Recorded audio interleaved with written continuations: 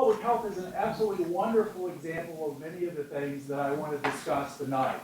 The fact that it is the intersection of science and medicine, sociology, statistics, human dynamics, communication, so many other things. It's a wonderful example of what happens when you can marshal the incredible resources to focus on an important topic.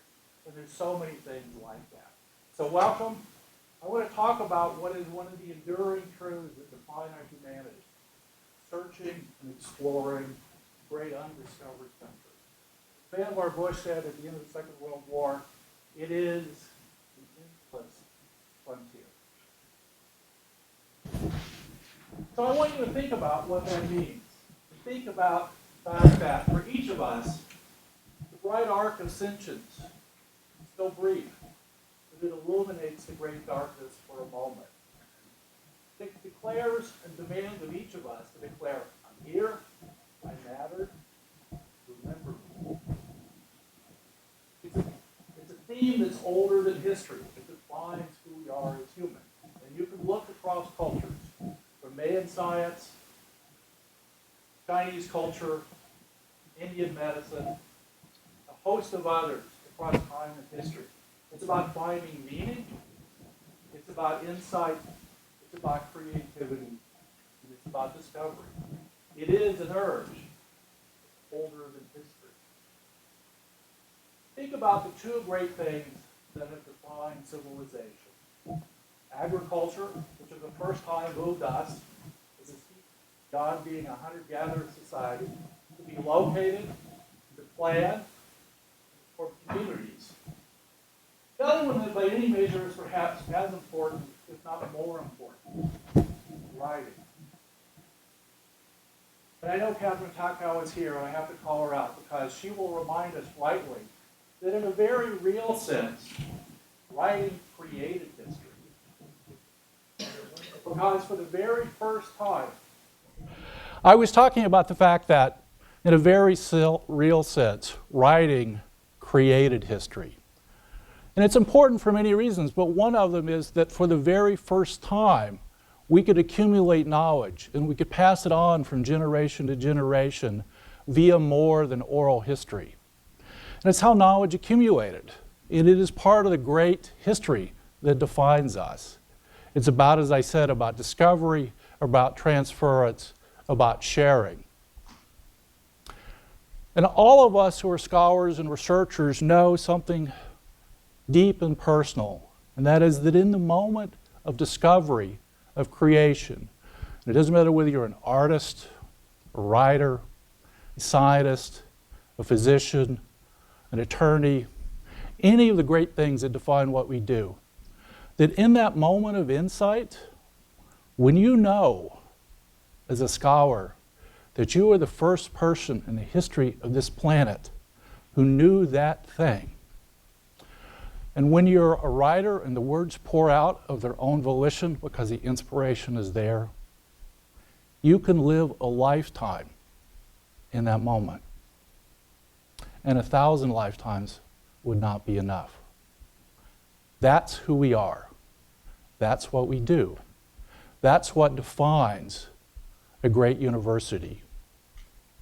And Blake was both prophetic and poetic when he said, you can hold infinity in the palm of your hand, and you can see eternity in an hour. It's what defines scholars, it's what defines us as humans, and it is why we are here. It's what makes a great university. It is about that discovery, that creation, and the transference to a new generation. It is an entirely secular thing, but it is in a very deep sense a sacred and a holy thing. It is what we do. And so if you take nothing else away from what I say tonight, that is what we celebrate. It defines who we are. And we are the heirs to that legacy that dates the prehistory. And there are amazing things happening on this campus. I could stand here all night, literally, and talk about the fact that if you go across this campus and you look room to room and you talk to people There are amazing people, individually and in groups, doing extraordinary things. These are just a few examples. A couple weeks ago, we celebrated 50 years of space science research with Don Gurnett, and the fact that the object that is the furthest from this planet carries a piece of Iowa with it. Amazing work in medicine to identify biomarkers to predict preeclampsia. Thousands of women die every year on this planet because of that. The incredible rich history of the Writers' Workshop, the great things that are going on in the Driving Center, and here in public health as well, to understand safety, policies, the future of technology. The effects of climate change, water, environment, sustainability, and the Flood Center. And we're close to curing certain heritable blinding eye diseases. An amazing set of things happening here. As I said, there are hundreds, there are thousands of those things. But, and this is the sad truth, most of the people, even in this community, do not know what we do. And so one of the things that we're about to launch, and I've been talking to all of the deans about this, is a very aggressive campaign to share that information. You'll see banners in the community, and you'll see banners on campus. And they all capture this theme of dare to discover, dare to create, dare to invent, dare to imagine. And they will celebrate scholars, researchers, creative artists across the campus. Because one of the things I want us to think about is we must do a better job of telling our story and why we matter. And I'll come back to that again and again. So let me talk pragmatics. Here are our research numbers for the past year. And you can see that external funding is at an all-time high. Bear in mind, these are in current dollars. Total funding, as I said, is an all-time high. Private sector funding is up. Department of Defense funding is up. That actually funds a huge amount of public health and medical research on campus. There's some great things to celebrate. We just received a $10 million National Cancer Institute award to look at a whole set of issues around neuroendocrine cancer. And in fact, Sue, who is the PI of this, tomorrow in medicine is also receiving an award as a distinguished mentor. It's an absolutely wonderful example of scholarship and education intersecting. Our Center for Translational Research in Medicine was funded. And those are some medical examples. If you look on the humanities side, Teresa Magnum, who's here, and all of those who are involved in securing the Mellon Grant in partnership with Cornell, is really an example of engaged humanities scholarship. And Chris Merrill, who I know is here as well, the International Writing Program, the MOOC around Whitman, the online community, is reaching thousands of people across this planet. There are just an incredible number of successes like that. But there's some not so good news too. I'd be Pollyannish if I didn't tell you the bad news. Federal funding for our research and scholarship is down. And it's continuing on a downward trend. We're not unique in that regard, but it's an intensely competitive environment. And I'd be lying if I told you that I expect federal funding, given the paralysis in Washington, to change dramatically. Flat is the new normal in that context. We compete incredibly successfully as individual researchers, but not quite so successfully as larger groups. And I will talk some about that in a moment. In terms of invention disclosures, the precursors to patents, those are up. In fact, they're at an all-time high. But compared to our peers in the Big Ten, plus Chicago, the CIC, we're still low. We have some opportunities for headroom there. Now, competition for funding is almost as old as history. Michelangelo had to hustle commissions from the de Medici family. So this is not new. It's all about how we react and how we compete in that environment. Here's another way to slice that number, and you have, if you picked up a flyer at the outside, you'll see there are two numbers. There's our $550 million number. That includes all of the gifts that we get from the U of I Foundation. But this number is the core research number. And you can see that by far the lion's share of our funding comes from the National Institutes of Health. That's always been true. The bad news is it's going down about $15 million a year. And it has for the last 5 years in a row. Now, there are many reasons for that. One of them, of course, is that NIH, in an attempt to keep pay lines at a level that it can fund a non-zero fraction of the applicants, has been salami slicing funding, which is a fancy way of saying award sizes keep going down in order to keep the percentage of proposals funded up. That has its own set of challenges. Overall, we write about 3,500 proposals a year. And I will tell you that overall, our competitive success rate has been relatively flat for the last 5 years. It's about 30%. The number of proposals written by college vary wildly, and they reflect the differing missions of the college. The average across the entire campus is about 0.9, which is to say that the average faculty member, and this includes tenure track, clinical faculty, as well as research faculty, writes about an average a proposal a year. Some more, some less. The high for some colleges is 2, the low is much lower. It reflects the different nature of their scholarship. But those are our typical numbers. If you look at what's happened, industry funding is up. It's almost compensated for declines in NIH funding. I won't stand here and tell you that industry funding is a substitute for basic federal funding for research and scholarship. It's not. It's a different kind of engagement, but it's an interesting and useful one nevertheless. But there's a difference there. There are some agencies where we do not compete so well. The Department of Energy is the largest single funder of the physical sciences in the United States. And on this scale, they're not even visible. This reflects some of the challenges and opportunities, particularly for our colleagues in the physical sciences. The other one where we're small relative to our peers is the National Science Foundation, which, along with the NIH, is really, those are the two premier institutions that fund basic scientific research. Now, I don't want to stand here and tell you that money is the only thing that measures or matters in terms of defining creativity, scholarship, or research. It absolutely doesn't. It is one interesting proxy, though, via which we compare ourselves to our peers. So we have some opportunities. We have some challenges.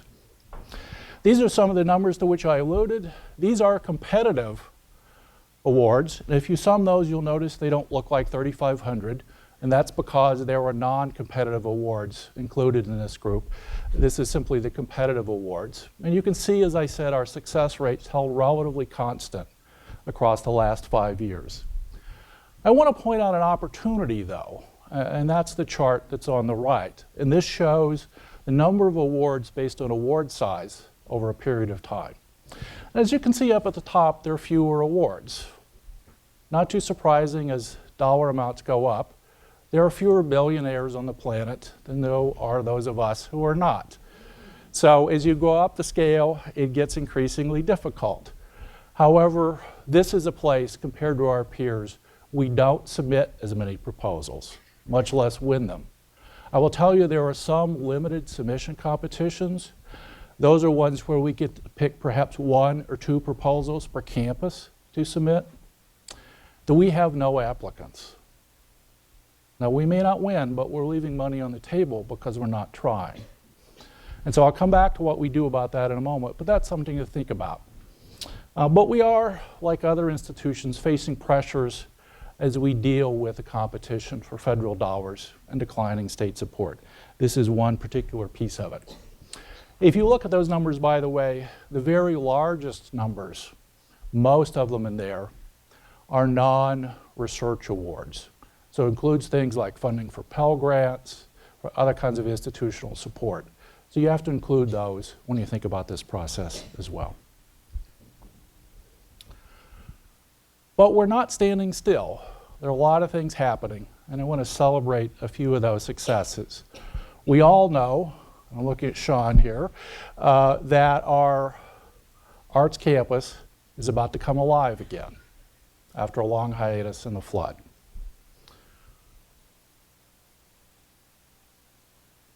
My office, under the leadership of David Gear, who's a faculty fellow in the VPR's office, in addition to School of Music, is leading a charge to commission original works, music, artistic, literary, to celebrate the opening of our arts campus. This is going to be a big event for us, and we need to do something that reflects the importance of that, and we will. There are other things that are going on. The Creative Matters series that we're doing in partnership with the Arts Committee has brought Bro Adams, Director of the National Endowment for the Humanities, to campus. It's brought writers, scholars, and I can tell you if you've gone to any of those events, they have been standing room only. It's an opportunity to talk about creative scholarship. We've been running ideation events and salon dinners. We're having another one tomorrow about polls, paparazzi, and caucuses. And the whole idea is to do what we do best, which is bring together an incredible cross-section of a research university to talk about complex issues. We've talked about privacy in a digital age. We've talked about power and politics and how they affect the spread of epidemics, disease, and vaccination. And you think about all of these things. They are complex problems that require scientific and technical insights. They require understanding of human behavior and dynamics of communications, policy, all of the things that we do. And they're the only kinds of things that a great university can marshal its resources to attack. I talked earlier about the fact that we don't always tell our story well. In partnership with the journalism school, we just completed our third cohort of faculty to help them deal with what happened to me once when I was at Microsoft and I had a BBC reporter ask me, how does it feel to work for a dead and dying company that can't innovate? Speak to that. So how do you react and explain what you do in a way that can resonate with non-scholarly community? So everything from how to respond to issues, how to shape them, how to communicate them, how to speak in front of a camera, how to communicate what matters. We've been running celebrations of entrepreneurship, of scholarship. The annual Research and Scholarship Awards are a piece of that. And I talked about larger proposals and the challenges there. We're standing up a proposal development center to help groups of faculty mount larger proposals, to review them, to produce content, to edit them, to work with them to shape those responses, and to provide some preliminary support to help those. We've been working with the U of I Foundation to launch a crowdfunding site. And let me be clear, do not expect that crowdfunding is going to provide millions of dollars for basic research. It won't. But it's another communication vehicle about what we do for students, for individual scholars, for activities, and it can provide support. If you're thinking about a music subvention, a book subvention, a project, this is a way to get our story out and to provide some support. We have legislators coming to campus regularly as part of a Legislators in the Lab program, because part of the goal is to tell people what it is we do in these buildings and why it matters. There are other things that go in that vein, but they're about trying to help shape our culture and engage our community and work with you to make you successful. Now, this is a talk about the state of research, not economic development, but I do want to point out one thing, and I want to cite Tom Marcus, who's here, and thanks for his help. We're working with the City of Iowa City and with ICAD, the Iowa City Economic Development Group, to stand up an incubator downtown on the pedestrian mall. We're doing the same thing on this side of the river, the Bowen Science Building, to support medical research. The whole idea is to make it as simple and as seamless and as easy as possible to translate ideas from basic research and scholarship into commercial practice. You know, the diplomats say that war is a continuation of diplomacy via other means. Translation of ideas into commercial practice is just another way of getting your ideas out there and having them have impact. We want to make that as easy and as simple as possible. There are other things we're doing about patent disclosures and data mining and other analytics, but my thanks to Tom and to Mark Nolte for helping make that happen. Let me talk a little bit about communication and stories. This is the cover of an American Academy of Arts and Sciences report that was issued last year, Restoring the Foundation. And it was led by a who's who of industry and academic leaders. And it recommended some things to address the innovation deficit.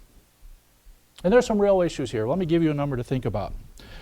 In the last 10 to 15 years, the US has slipped from 2nd to 10th among the OECD countries, those are the major industrialized economies, in the fraction of GDP that we spend on basic research and scholarship. I'll come back to that point in a moment, but what do they recommend? They recommended, well, invest in basic research. They recommended that we ensure that there be maximum benefit to society and that we build strong public-private partnerships. And this has had zero impact.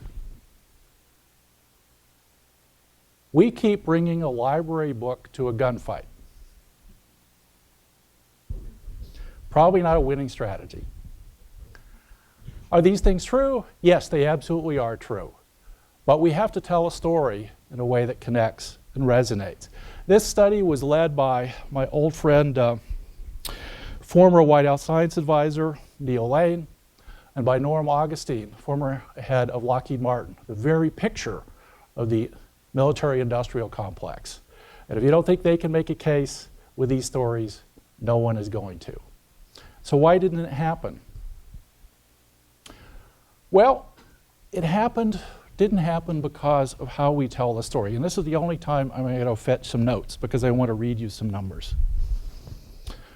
So recently, the Association of Public and Land-Grant Universities did a survey to say to voters, what keeps you awake at night? What are you really worried about? What matters to you? Top of the list, veterans benefits, about 75%. It goes down from there. Still high, national defense, public education, roads and bridges. Yeah, if you've driven through winter here, you know that. Medical research, programs for low-income families, unemployment benefits. And coming in at 44%, basic research. It's on the list, but it's at the bottom of the list. There's a deep reservoir of support for basic research and scholarship, but it's not the thing that keeps people awake at night. And if you think about your lives and your families, you'd understand why. So the question is, how do we tell our stories in a way that resonates with people? We could talk about security, we could talk about health, we could talk about energy independence, we could talk about jobs and economic well-being. And I don't mean sell ourselves out by telling a different story. I mean, how do we talk about the things that we do? And there are an incredible number of them that connect to those topics in a way that people can understand. I've spent a lot of time roaming the capitals of the world and a lot of time in DC, talked to a lot of heads of state, a lot of government ministers over the years. And if you go to DC and you roam the halls of Congress, you see lots of people try to sell their agenda. I can tell you I once spoke to an OMB examiner when I was on the President's Council of Science and Technology Advisors, and he smiled at me and he said, Dan, this may not come as a surprise to you, but it's very rare for people to come to Washington and say, I'm dumb, what I'm doing isn't important, and I have too much money. Can you give it to someone else? There are more good ideas than there is money to go around. So the question is, how do we communicate and connect to people? And the truth is, in Washington, we're viewed as a special interest group. And by Washington political standards, we are. Unlike the Texas Cattlemen's Association, we don't have those cool Stetson hats when we walk around the halls of Congress either. But we have to communicate and we have to tell our story in a way that connects to people, because what we do really has transformed their lives. And so there's a great piece that MIT did where they asked faculty to write very brief chapters, not about their research, but about how it would affect people's lives, right? That's the future postponed. we might want to think about doing that here. One other thing in that vein, so the late Jack Marburger, who was White House Science Advisor when I was on PCAST, asked a really interesting question. He asked, how much money should an industrialized country invest in research and scholarship? I mean, it's a really important public policy question. The truth was the federal government, for all of the data it collects, had no real insights into that. What he really asked, as we think about funding and availability, was, are there too many hungry mouths or not enough food, right? Which is really the gist of his question. The US government launched, as governments do, a big project called Star Metrics that flailed around, tried to capture data, failed. A couple years ago, the CIC got together, largely my counterparts and me, and said, we could probably do a better job of this. And so what we have done is we have pooled the data on all of our research expenditures. And thanks to Terry Johnson and his office for helps on that. To be able to understand where our money goes. And I can tell you now, we can say on a county by county basis in this state and any other state in the country, where money that our faculty secure is spent, county by county. And if you look at that map there very carefully, you will see that it's all over this state. Now those are the direct effects. If you get a research grant or contract, this is where money is spent. The indirect effects are even deeper. And we're merging that data with census information to look at job effects, job creation, economic development, broader sets of issues. And again, I don't want to stand here and tell you that research is about direct economic impact. It's not. It's about a much richer and deeper set of things. But this is a concrete example of being able to quantify that. The other thing that I think is important about telling this story is that we not just tell prospective stories, but we tell retrospective stories. It's really cool to talk about what might happen, but we know what did happen.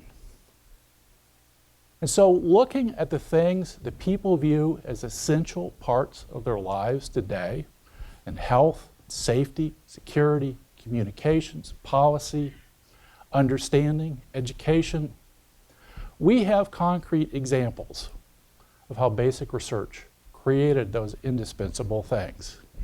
A concrete example of that, a couple years ago, a group went to Congress, they pulled out a smartphone and they said, whatever you think about this, it's had a transformative effect on our lives. The work that made this possible goes back 100 years, from quantum mechanics, atomic clocks, and on from there. It was basic research when it was first done. Those are retrospective stories. These things that we did looking forward made these things happen looking back. And we can tell those stories. We have an incredible set here that we can talk about. So I want to finish with a couple thoughts about the future of higher education. There's a lot of angst and a lot of discussion about that. This is a slide that I lifted from an essay that some friends of mine at Berkeley and Cornell worked on almost 15 years ago. And if you think about what the history of higher education in this country is, it's about increasing democratization of access. When Harvard was founded to educate clergy, most of us would not have been admitted. Because not all of us are male, not all of us were white, not all of us were wealthy. It's about democratization of access. But it's been punctuated equilibria. There are periods where we have regularly responded because we are, as a public institution, part of a social compact with society about the things that they expect from us and the things that we do. And when people first asked me, why did I come to Iowa from the private sector, I said, look, I believe that higher education is in the midst of another one of those big changes. The compact is being renegotiated subtly, maybe not in a direct way, but it absolutely is in an indirect way. And so how we think about those things is really important, because most of what we think about in higher education, broad access, and federal funding for research. It's a post-World War II event. Because prior to the Second World War, if I said first, I apologize, Second World War.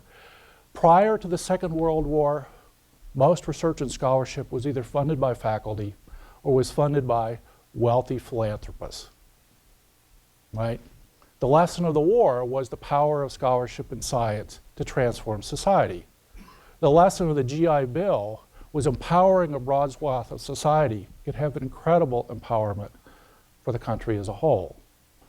We're not as open and as equal as we would like, but we've come a long way. And the challenge is how do we preserve and extend that as we look forward. So I want to leave you with 4 things to think about how we re-secure this social compact. And they're big issues. Let's not lie to ourselves. Declining state support is an artifact of many things. It's an artifact of the changing nature of our society. Globalization, urbanization. By 2050, over half the people on this planet will live in cities, mostly in megacities. Big social effect for that. We're in a relatively small state. It's one of a handful of states in this country whose population's not doubled in the last 100 years. We're suffering from young brain drain in this state. What do we do to hang on to that talent? Those are big issues. And the economic disruption that accrued from the recession is still being felt. We've got increasing income stratification, and that's having profound effects on our society. I sound like I'm running for office. I'm not. There are deep issues, though, and it's this social backdrop against which this question about what the value proposition for higher education is. It's real, it's clear, but we have to tell the story. And I think there are 4 parts to that. One is how we communicate our core values. And I'll say a word about that. The other is how we frame and engage that debate. And then what do we do about it? So what are our core values? I started by talking about those. They're older than history. We create knowledge. We create scholarship. We create the art, the music, the literature that define and enrich our society. That's what we do. In fact, it is the distinguishing characteristic of what we do as a research university. It's what separates us from teaching institutions. And it makes us unique, and it creates a unique value proposition. We preserve and we transmit. We educate new generations. And we take the fruits of that engagement and that knowledge creation, and we engage society. That's what we do. And for all of the talk about the future of higher education, this is who we are. These are the things we defend vigorously, honestly, and without hesitation. They are who we are. And then frame the debate. You know, there's a big debate going on in this country about whether higher education is a public good or private good. It's both, right? Individuals reap value from higher education, but society reaps value from higher education.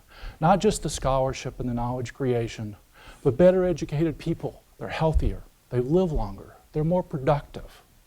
All of those things matter. Those are the public goods. But what we do will shape that debate. And I think often we're afraid to engage the debate. It is happening whether we're part of it or not. We must be part of it. Because what we have to say will shape the future of society. We must engage, and we must engage vigorously and thoughtfully. We're celebrating the 400th anniversary of the publication of Don Quixote. We're doing that across campus. Think about Don Quixote, Sancho Panza. One could be neither a naive philosopher nor a cynical, will never happen. It's about principled pragmatism, how we balance the truisms that we share, defend, and protect with the pragmatics about how we shape the future. And then think about what we do. There's a long list of possibilities here, but what I invite you to do is to think about how we could marshal the assets, even in this room, much less on this campus, and think about bringing them together, how we do so in a way that's unique to Iowa, that uniquely differentiates and distinguishes us. So think about our history and testing and learning, and how we could bring those together to think about educational attainment, development, human psychology, all of those issues. There are 1,000 topics like that. I don't know what the right ones are, but I do believe that if we come together, we talk, debate, and reason, we can identify those, and we can target them, and we can pursue them. And they span the entire spectrum of what we do, from the arts, medicine, education, law, all of the things that define us. There are huge opportunities there. I will say the following, though, and this is an old line attributed to Thomas Edison. It's one thing to imagine, but vision without execution is just a hallucination. That's what Edison said. So we have to execute. We can't just dream. But there are incredible opportunities. So when people talk about the best days of U.S. higher education are over, don't believe it. The future is what we make it. And there were examples of what other people were doing. These are just a few. Some of our colleagues in Indiana, Michael McRobbie, $300 million on grand challenges. Michigan, $100 million in big data. Rice. There's a long list. Cornell, Texas, Illinois. Bear in mind, for all of our worries about budgets, Illinois doesn't even have one. Could be worse. You know, and Goethe said something important, but what he said in modern parlance is pretty simple. Go big or go home. Choose what you want to do and do it with boldness and vigor. So let me conclude with just a few small final thoughts. Think about who we are, and I'll go back to the beginning again. Think about the original 7 liberal arts and what's happened since then, the speciation of knowledge, just the explosion of scholarship, scientific research, creativity that's happened in the last 1,000 years and that it has accelerated, and how it's led to the diversification that define what each of us do. And that's an incredible success for humanity, but it has some downsides. We've lost, in many cases, a lingua franca for us to communicate across disciplines, an ontology of discourse, an epistemology of knowledge. Choose your phraseology, it doesn't matter.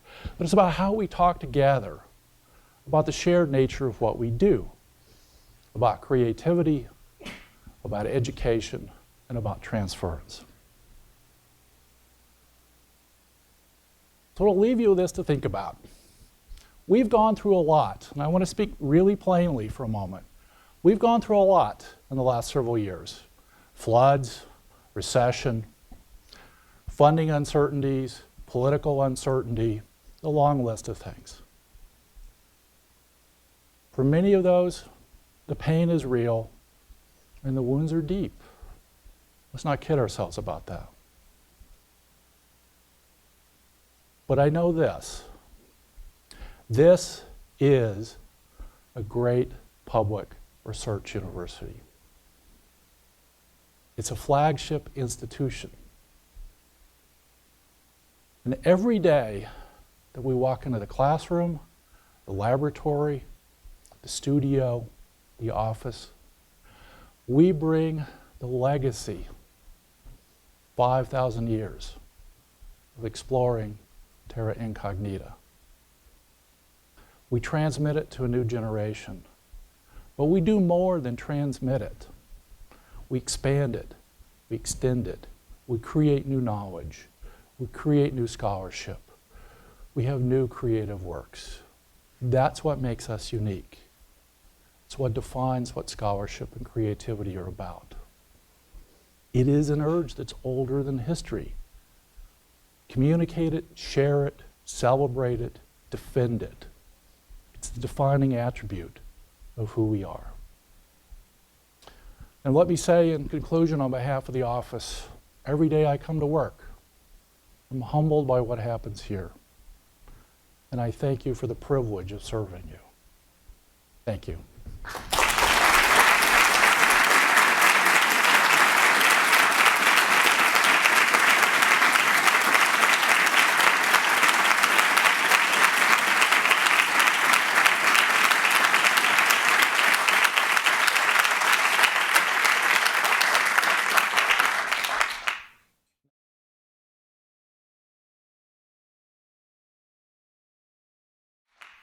Now I know I'm dangerously close to the 50 minutes when the bell is going to ring and you're going to dart for the exits.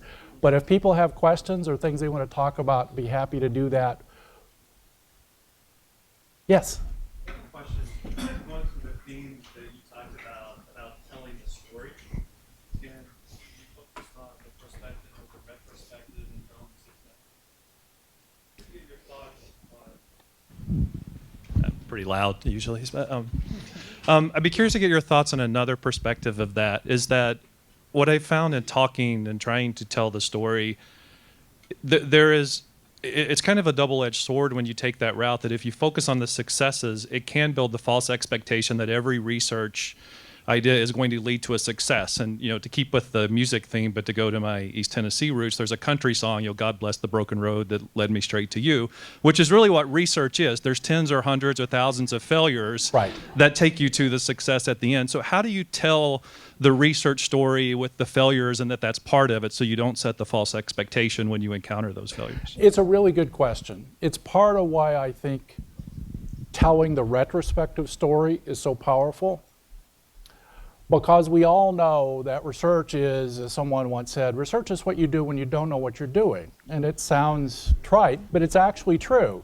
If you know what you're doing, there's another word they use for it. It's called development, right? You know what the outcome is. You just have to progress to reach that point. The retrospective story is real and concrete and 100% true if you don't embellish it. You can say, look, you love this thing. This is what made it happen. And then you can explain all the connections that led to it and show that it's not a linear path. And that, I think, is the fallacy that we, in fact, have helped sometimes promulgate, of saying, great idea, amazing outcome, right? Like clockwork. It's not like that, right? I mean, almost by definition, the things that we do, we can't predict their outcome.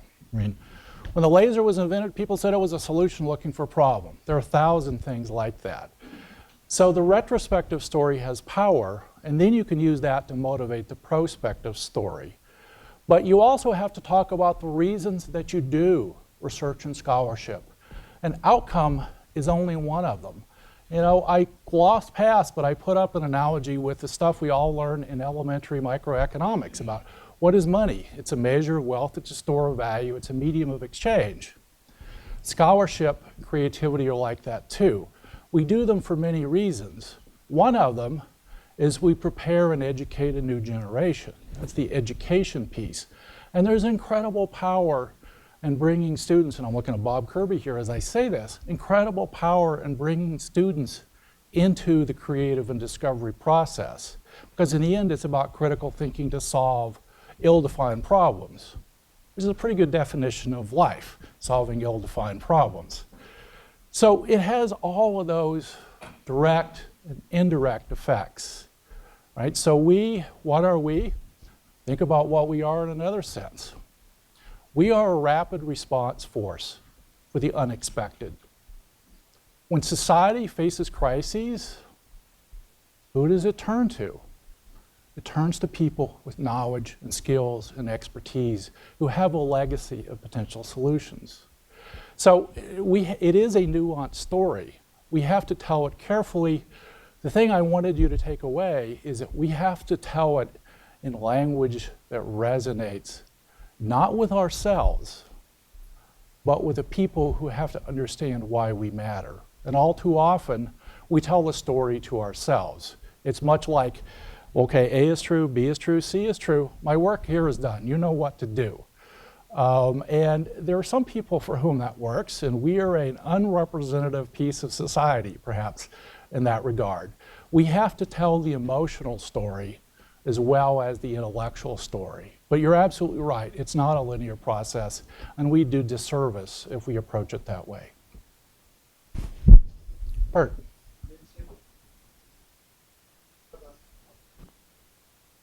Here we go. There's yet another dimension we need to think about, and that is the dimension we are running into that is new for America, a very stiff international competition that is driven by the economy across different areas within this globe we are in. Think about it the following way. Germany has invested over the last 7 years 4.6 billion euros in the excellence program, and that is now affecting quite a bit our international standing. We are slipping, they are gaining. They have for the first time quite a number of universities in the top ranking, in the top 25. They are investing another 4.6 billion because they want to get higher in this entire international standing. We don't do this kind of investment in the future as much as we have done in the past because we are simply not able to get the point across to our major politicians who have the big money, namely that the investment in the future is more than just getting out of the current hole, but really thinking about the next 100 years. How can we change that? What good ideas can we derive from the past to actually change that equation? So it's a really good point, and I'll maybe give you sort of 2 or 3 things to think about with respect to that. I think the most important thing that we have to do in any financial envelope, we must own our own destiny. We must control our own future. Yes, we're dependent on all kinds of extrinsic forces, and we're not completely independent of those. We have to decide collectively what we want to be and pursue it with dogged determination. Now let me speak concretely to the question. We will never convince everyone that there are enough resources. And that's just the reality. That's why I tried to be absolutely honest at the outset that saying, given the reality of politics in Washington, a major plus up in research funding is a low probability bet. Doesn't mean that we shouldn't try as aggressively as we can to communicate that story. And I'm looking at Jennifer Lassner, who's nodding as I say that. But we have to keep telling that story. And that's why I said talk about the societal effects, not just the research and scholarship pieces. I think the other one that we have to think about is, and I'll now speak to the international piece. And I spent a lot of time telling governments around the world who focused higher education on the wealthy and powerful. Talent is the only infinitely renewable resource that any culture has. And I'm looking at Susan Asseline as I say that. Talent does not respect socioeconomic status. It comes from everywhere. The great power and history of this country has been that we acted like we knew that. That's the history of democratization of education. My great fear is that we are endangering that. We have to, if we do that, and the other aspect with respect to internationalization is think about what's been true for the last, certainly the last 60 years, but for sure even longer than that. This country has been an international magnet for talent. We have differentially imported, and you're a great example, Bert, of the best and brightest on the planet. And in the competition for talent, we have to continue to be a magnet for that. U.S. higher education is still that magnet, but it is a fragile compact, and that's where telling that story matters. And telling it in a way that society understands why we matter to their, and I'll go back to Vannevar Bush for a second. 70 years ago, he wrote at the end of the Second World War an essay to President Roosevelt. It was delivered to Truman because Roosevelt passed away. It was Science, the Endless Frontier. Go read that essay if you haven't. It's incredibly accurate and it's prescient even today because what he says is that no society can be safe, healthy, secure, or prosperous without continuous investment and discovery. We have to tell that story because we matter. Yes? So that's a beautiful presentation of the challenges and opportunities we face in the current national priorities. But with the possible exception of a flood, virtually every other public university, public research university, every research university faces these Exactly. challenges. It makes it easy, I think, at times to guess that our problems are the result of the national priorities. It seems to me a more concrete way of evaluating how we're doing is to compare our rankings in specific areas with those of our peer institutions within the Big Ten, for example, and then to decide what other strategies we need to use relative to them if we're falling behind those universities. Yeah, I think that's right. For those of you who didn't hear, it's be concrete and compare us pragmatically to our peers in the CIC. And that actually is one of the other motivations for that UIUC metrics, was to get quantitative data so that we could look at our true peers in the CIC. I agree with you. We're going to have to look concretely, and here is the reality, and it's why strategy and execution really matter. We cannot do everything that we might hope to do. We have finite resources. We must choose wisely. And that's why I said we have to look at opportunities that differentiate Iowa. We can't make a frontal assault on everybody and everywhere. There's an old war joke about someone phoning in and saying, "I'm surrounded," and the commander saying, "Excellent, you're at liberty to attack in any direction." And I don't mean to make light. I'm deadly serious. We do have to make hard choices about where we invest. What is important is that that process be engaging, broad, thoughtful, and responsive to our opportunities, to pick and choose wisely, because there's some things that we simply cannot do. And neither can any of our peers do all of those things. And you're absolutely right. We are not unique. Essentially every higher education institution in the country is facing some version of this problem. Even Harvard's ambition exceeds its endowment. And so there are challenges for all of us. But we have to have that thoughtful conversation. That's why I said plan and execute is really crucial. We have to do it, though, in a way that everyone is involved and engaged in the conversation and the process, because everyone has to understand how we make those choices and how we build on the assets we have to continue to differentiate us. But yes, the devil is down in the details. And the reality is, if we were to do a large initiative, we can't do 10. We don't have the money to do 10. We can't do one, I suspect, because that's not sufficiently inclusive, right? The number is probably 2, 3, or 4 if we were to choose wisely. That would span the things that would differentiate and strengthen us. And there are different issues, as you know, on this side of the river than there are on the other side of the river. The arts and humanities face a different set of challenges than the physical sciences. Both of those are different than face biomedicine and healthcare. They are different. But I will say that I believe the lesson and the history of this campus is that the things that we do that are powerful and that they are successful, they bridge that gap.